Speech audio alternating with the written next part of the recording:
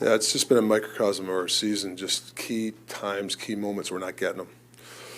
2 face-off goals, you're up 2-1. We iced the puck there, like should have, connected on that play. There's just key moments, protecting the middle of the ice. Like we just, sometimes the key moment, hate to use the word, but we go kind of numb for whatever reason in a key situation. We got to turn that around. I was going to ask you about the goals against off the face-offs. What do you need to see on those plays in particular? Well, one, I don't know who it was, not to pick on people, you got to go straight in line. If you go straight in line, you probably get that play. And the other one, a couple of guys went on their different routes. 2 goals in the guts of the ice, right? Can't happen. If we're in the right spots, they're not goals. Rick, what do you make of where Thatcher's game is at right now? Yeah, I thought he made some good saves. I thought he's fine. He was fine. You talked about wanting to give him a little bit of runway here Yeah. and try and get him to play back into it. He said that that's what he needs to, is that he needs to start feeling the game again. Do you think that can change things for a goalie or for any player? Yeah, I think for him, he's got to get in a rhythm. You got to give him some reps, some pressure situations. I mean, he hasn't had it in a long time. So, he was fine. For about half the second period, you generate a bunch, and then sort of offensively, it went quiet for your group until after they'd taken the lead. Yeah. And then you have 3 or 4 really good chances to sort of tie the game, including that one at the buzzer. Is it a matter of urgency? Because that sort of suggests that it might be. Yeah, I don't know if it's urgency or hockey IQ. Like, we defer. We got a bunch of good things happening, and all of a sudden a guy gets it, and then he just kind of defers to, like, not move his feet, and then I'll just throw it to the point.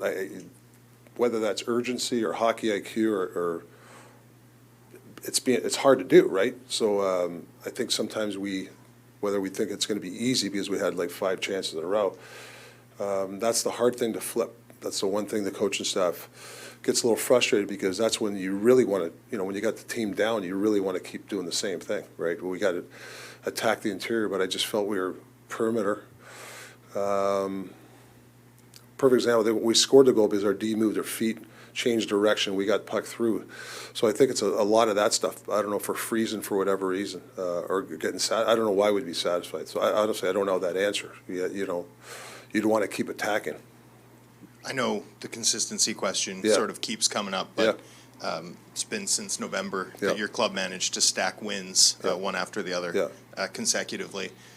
What do you sort of make of that after another game where you follow up a really strong performance with sort of a middling one?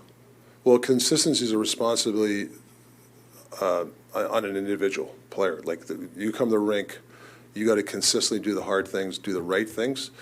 And then when everybody collectively does that, then the team becomes consistent. And I don't know, sometimes we're just lacking that.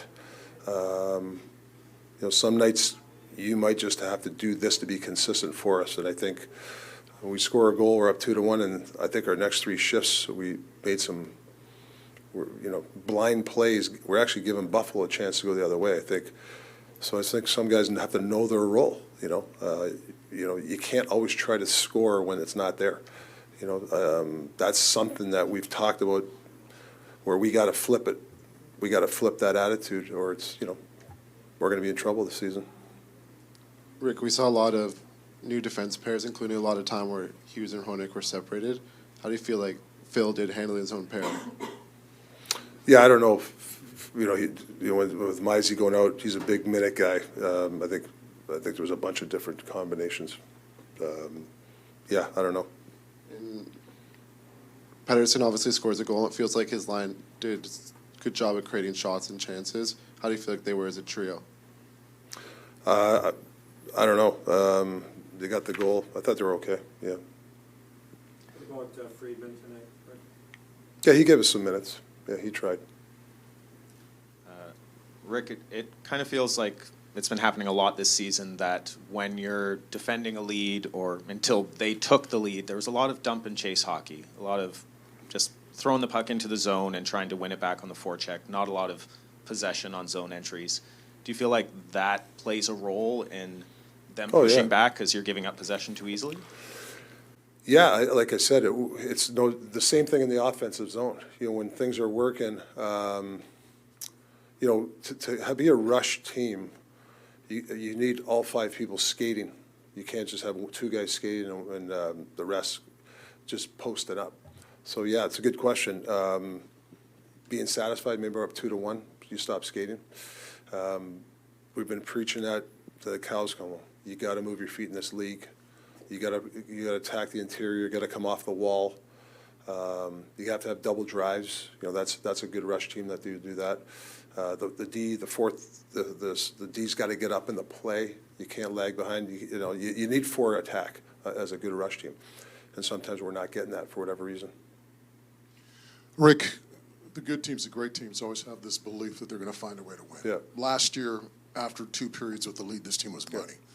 Do you sense a lack of confidence in this group in these tight situations this year? Because clearly, we've seen what's happened in the 3rd period in so many games. Yeah, there's pockets of it. There's pockets of some good stuff, and like I said, there's pockets where we're just, I don't know if it's I don't want to say defeated, but like we're up 2-1. You should feel confident. You should want that puck.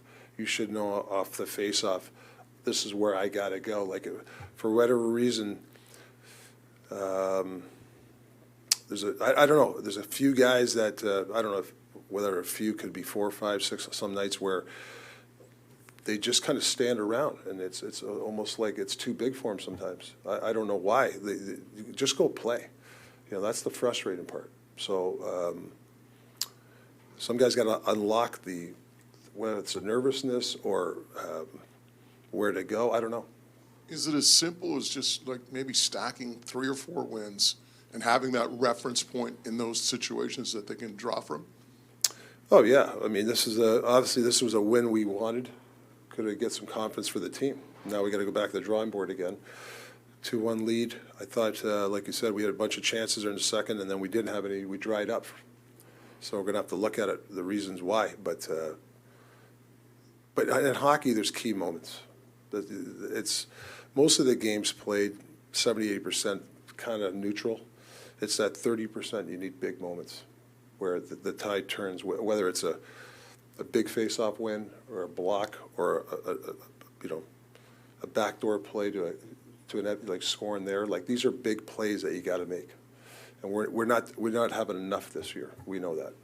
We need more big play moments to get ourselves out of this. Thank you. Okay. We got to man up a little bit. Everybody wins. Everybody dies.